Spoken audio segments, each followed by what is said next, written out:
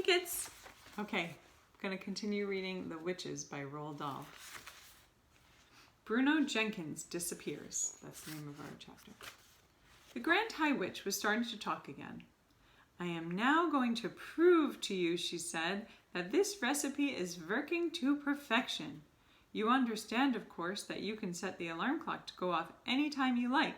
It does not have to be 9 o'clock.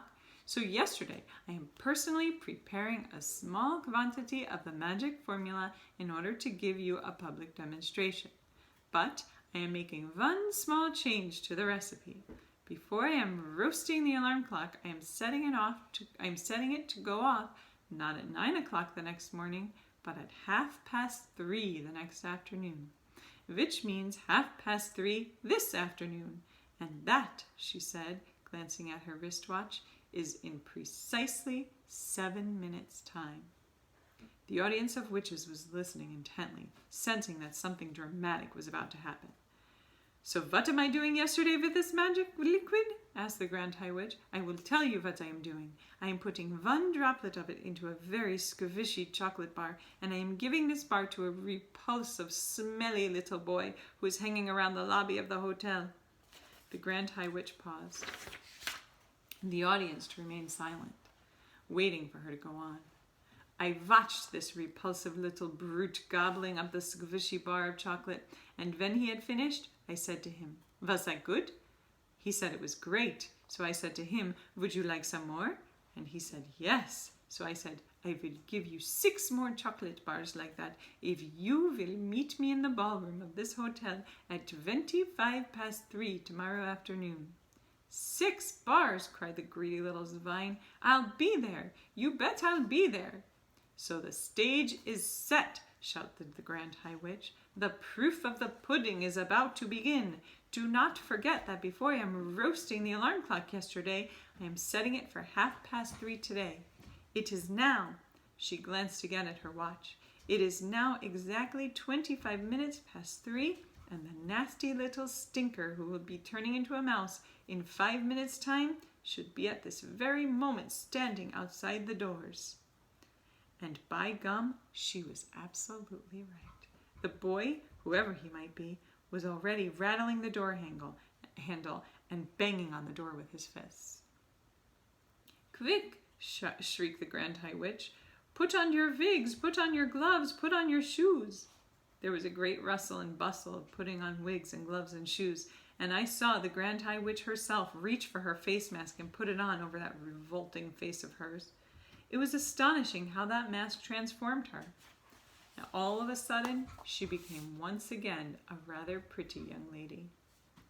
"Let me in," came the boy's voice from behind the doors. "Where are those chocolate bars you promised me? I'm here to collect. Dish them out." "He is not only smelly, he is also greedy," said the Grand High Witch. "Remove the chains from the doors and let him come in." The extraordinary thing about the mask was that its lips moved quite naturally when he spoke. You really couldn't see it was a mask at all. One of the witches leapt to her feet and unfastened the chains. She opened the 2 huge doors. Then I heard her saying, "Why, hello, little man. How lovely to see you. You have come for your chocolate bars, have you not? They're all ready for you. Do come in."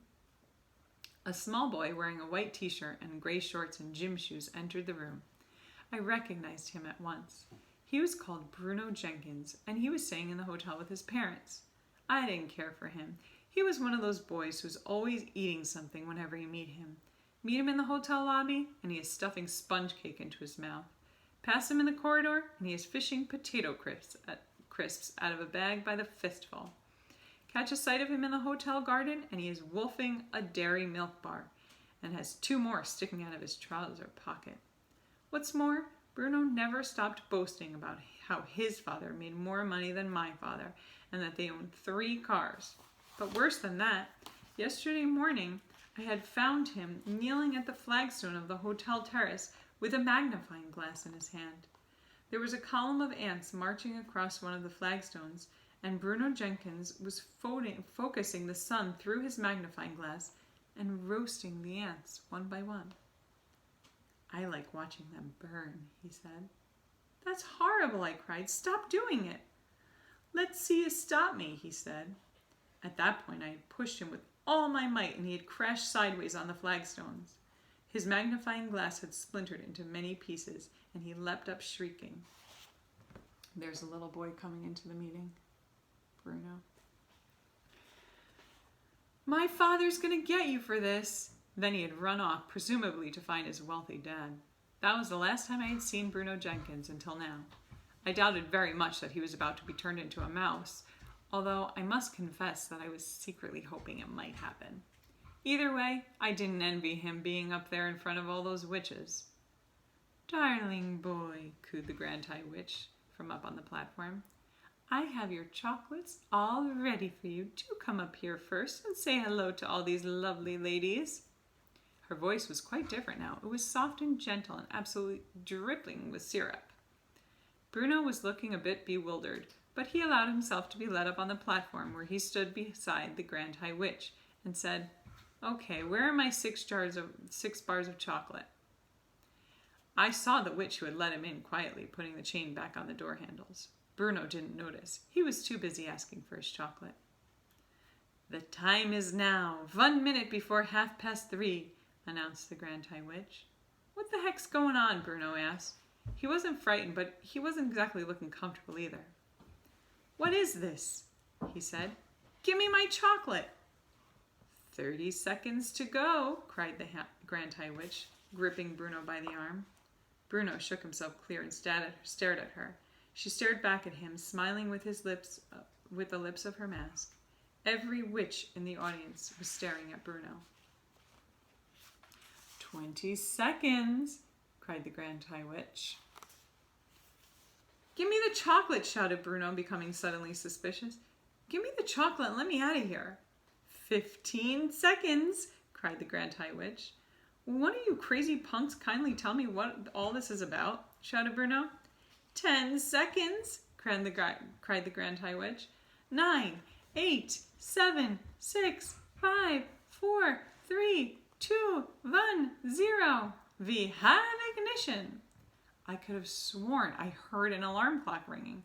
I saw Bruno jump. He jumped as though someone had stuck a hairpin deep into his bottom, and he yelled, "Ow!"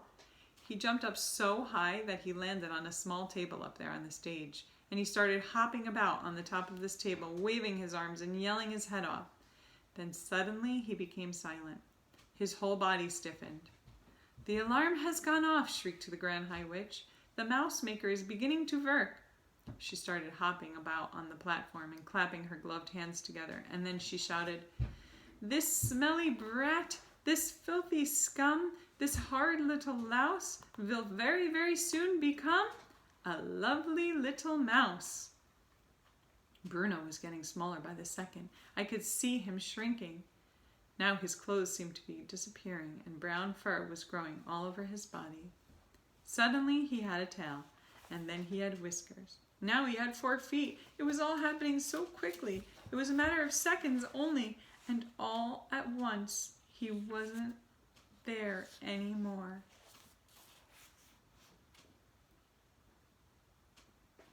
A small brown mouse was running around on the tabletop. "Bravo!" yelled the audience. "She's done it! It works! It's fantastic! It's colossal! It's the greatest yet! You are a miracle, oh brainy one!" They were all standing up and clapping and cheering, and the Grand High Witch produced a mouse trap from the folds of her dress and started to set it. "Oh no," I thought. "I don't want to see this. Bruno Jenkins maybe have been a bit of a stinker, but I'm dashed if I want to watch him having his head chopped off." "Where is he?" snapped the Grand High Witch, searching the platform. "Where has that mouse gone to?" She couldn't find him. Clever Bruno must have jumped down off the table and scampered off into some corner or down a small hole. Thank heavens for that. "It matters not," shouted the Grand High Witch. "Silence and sit down." And that's the end of our chapter. Long chapter, but it works. Ooh, she's turning the children into mice. All right, we'll read next time the ancient one. All right, have a nice day, guys. Bye-bye.